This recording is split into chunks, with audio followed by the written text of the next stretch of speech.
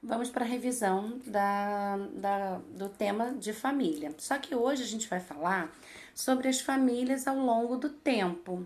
Quando a gente estudou sobre a estrutura familiar, a gente falou que a estrutura familiar ela começou com a família do núcleo tradicional, lembra? Pai, mãe, filho, e isso foi se modificando ao longo do tempo.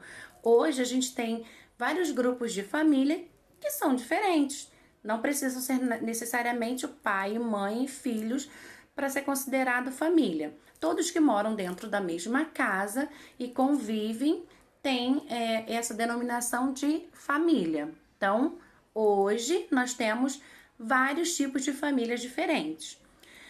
Mas quando a gente vai falar das famílias ao longo do tempo, a gente precisa começar com aquela estrutura familiar, que é aquela primeira lá de trás, aonde eu tenho o pai, a mãe e os filhos, tá? Então eram estruturas bem específicas e era muito difícil de você ter uma estrutura de família diferente. Era sempre dessa mesma forma, pai, mãe e filhos. Só que para a gente falar sobre essa estrutura, a gente vai falar de coisas muito particulares que eram de antigamente, que hoje ela é bem diferente, tá? Então, coisas que eram só de antigamente que hoje a gente dificilmente vê. Famílias com grandes números de filhos, tá? Então, antigamente era até uma tradição quando fosse tirar as fotos da família, as crianças eram organizadas por ordem de tamanho. E assim ficava até engraçadinho. Por isso que às vezes a gente tem a expressão, olha aquela família, a escadinha, né? Porque eles organizavam por ordem de tamanho para tirar as fotos. Aí vinha o pai sempre em pé, a mãe sentada ou com um bebezinho ou com alguma criança pequena no colo e os filhos organizados por ordem de tamanho. Isso era a estrutura familiar, ela tinha essa estrutura muito grande, porque eram muitos filhos. A mulher, ela tinha uma função bem diferente da que tem hoje. A maioria das mulheres hoje, elas têm trabalhos, ou mesmo que estejam em casa, elas têm alguma atividade econômica. A mamãe às vezes está vendendo algum perfume, alguma maquiagem, bijuterias, ou ela faz costuras, ou ela trabalha mesmo, ela sai de casa, vai para uma empresa para poder fazer os trabalhos. E hoje isso é muito comum.